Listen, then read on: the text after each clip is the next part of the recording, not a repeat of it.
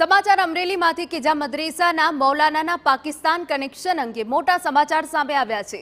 જિલ્લા એસઓજી બાદ હવે ગુજરાત એટીએસ તપાસ કરી શકે છે।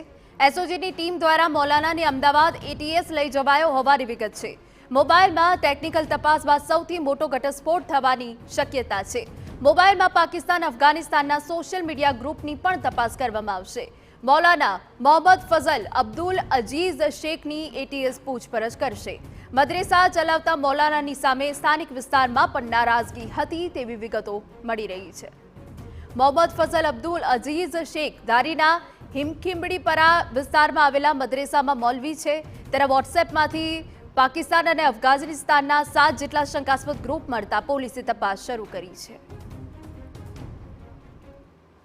ધારીના હિમખીમડીપરા વિસ્તાર છે જ્યાં એક મદ્રાસા જે ચાલતી હતી તેમાં એક શંકાસ્પદ મૌલાના છે તે મળી આવ્યો હતો ને જેની અમરેલી એસઓજી દ્વારા પૂછપરછ કરવામાં આવી હતી। તેમનો મોબાઈલ પણ કબજે લેવામાં આવ્યો છે। મોબાઈલમાં કેટલાક શંકાસ્પદ ગ્રુપો છે, ખાસ કરી ચેટ છે, ટેલિગ્રામ હોય કે વોટ્સએપ હોય, તેમાં કેટલીક શંકાસ્પદ મુવમેન્ટના કારણે હાલમાં અમરેલી એસઓજીની ટીમ દ્વારા તેમને એટીએસ કચેરી ખાતે લઈ જવામાં આવ્યું છે। બપોર સુધીમાં આ મૌલાના છે તે એટીએસ કચેરી ખાતે પહોંચશે ને અમરેલી એસઓજીની ટીમ તેમની સાથે છે। હવે એટીએસ છે તે આ મૌલાનાની પૂછપરછ કરશે, કેમ કે મૌલાનાની જે વોટ્સએપ ગ્રુપમાંથી જે પાકિસ્તાનનું જે કનેક્શન મળ્યું છે, ખાસ કરી અફઘાનિસ્તાન ને પાકિસ્તાનના 7થી વધુ વોટ્સએપ ગ્રુપ છે ને તેના આધારે પોલીસે તે તપાસ કરશે। એટલે જે પ્રકારે પાકિસ્તાનનું જે કનેક્શન મળ્યું છે તેના કારણે હવે અમરેલી પોલીસ જે એલર્ટ થઈ હતી ત્યારબાદ હવે એટીએસ છે તે આજે દિવસભર આ મૌલાનાની તપાસ છે તે કરશે ને ત્યારબાદ કેટલાક કોઈ મોટા ઘટસ્ફોટ થાય તેવી એક પૂરેપૂરી શક્યતા છે તે માનવામાં આવી રહી છે।